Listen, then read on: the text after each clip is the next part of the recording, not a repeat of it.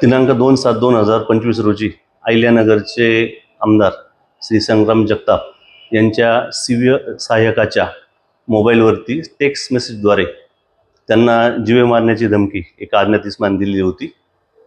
तसेच एक अल्पवयीन मुलीच्या इंस्टाग्राम अकाउंटवरती अश्लील मेसेज पण त्यांनी केलेले होते। त्याप्रमाणे कोतवाली पोलीस स्टेशनला IT ॲक्ट आणि पोक्सो अंतर्गत अपराध क्रमांक 612/2025 हा दाखल झालेला होता।